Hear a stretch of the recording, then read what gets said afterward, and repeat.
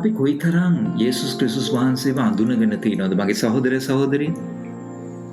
යොහන් සුභාරංචි පළවෙනි පරිච්ඡේදයේ 38 සහ 39 වෙනි පදවල මෙන්න මෙහෙම කියනවා. යේසුස් වහන්සේ හැරි ඔවුන් Taman පස්සේ එනවා දැක නුඹලා සොයන්නේ කුමක්දයි ඔවුන්ගෙන් ඇසුසේක. ඔහුද රබ්බි ඔබ නැවතී සිටින්නේ කොතනදයි කීවෝය. ඇවිත් බලාපල්ලායයි උන්වහන්සේ උන්ට කීසේක. එසේ ඔහු ගොස් උන්වහන්සේ සිටින ස්ථානය දැක එදින උන්වහන්සේ සමග නැවතුණෝය. ඒ වෙලාව 10 වෙනි පැය පමණ විය.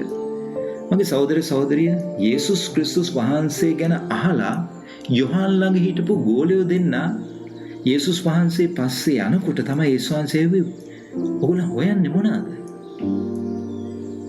ඒගොල්ලන් කිව්වා ඔබ වහන්සේ නැවතිලා ඉන්නේ කොහෙද? යේසුස් වහන්සේ ඒගොල්ලන්ට කිව්වා ඇවිත් බලන්න කියලා.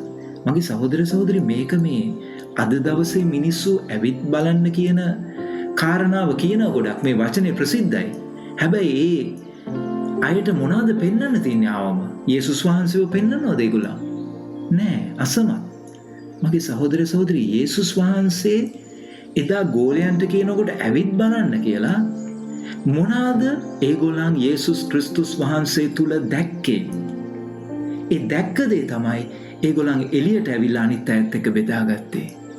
යේසුස් වහන්සේ ගෝ ඇවිත් බලන්න. ඒගොල්ලන් ගියා, උන්වහන්සේත් එක්ක නැවතුණා.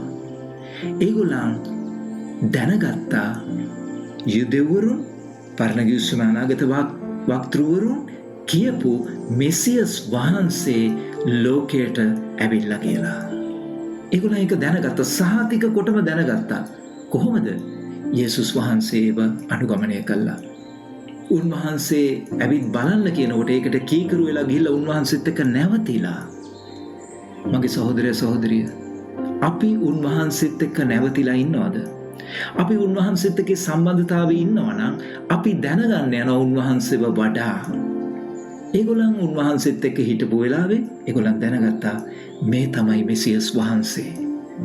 යේසුස් වහන්සේ ඒගොල්ලන්ට පෙන්නුම් කරා උන්වහන්සේ කවුද කියලා. ඔබගේ මගේ ජීවිතේ අපි අපේ ජීවිතයෙන් යේසුස් වහන්සේව අනිත් අයට පෙන්වන්නේ කොහොමද මගේ සහෝදරය සහෝදරිය? අපි ඉන්න තැන, අපි අඳින ඇඳුම්, අපි කතා කරන වචන, අපේ හැසිරීම, අපි යන වාහනේ, ඒ වලින්ද අපි පෙන්වන්නේ යේසුස් වහන්සේ අපිත් එක්ක ඉන්නවා කියලා. ඒක හරිම පහත් තත්වයක්. යේසුස් වහන්සේ ඒගොල්ලන්ට ප්‍රකාශ වූ ආකාරයට අපි තුලින් යේසුස් වහන්සේ අනිත් අය යේසුස් වහන්සේව දකින්න ඕනේ. අපි තුලින් ඒගොල්ලන් දකින්න ඕනේ. ඉතින් ඒසේ දකින්න නම් අපි වඩා උන්වහන්සේත් එක්ක සිටින්න අපි ආශා වෙන්න ඕනේ. අපි මිනිස්සු පස්සේ ගිහිල්ලා මිනිස්සු ඇවිත් බලන්න කියලා කියනකොට ඒ තැන්වල ඔබට යේසුස් වහන්සේව මුණ ගැහෙන්නේ නැහැ. ඉතින් යේසුස් වහන්සේව හම්බෙන්නේ දේව වචනේ. ඉතින් දේව වචනේ තුල වඩා ඉන්නකොට අපි යේසුස් වහන්සේව අඳුර ගන්නවා. ඒ යේසුස් වහන්සේව අපි අනිත් අයට ප්‍රකාශ කරනවා. ඉතින් ඒක අදත් කරමු. ඔබට ජේසුස් පීඨයි සුබ දවසක්.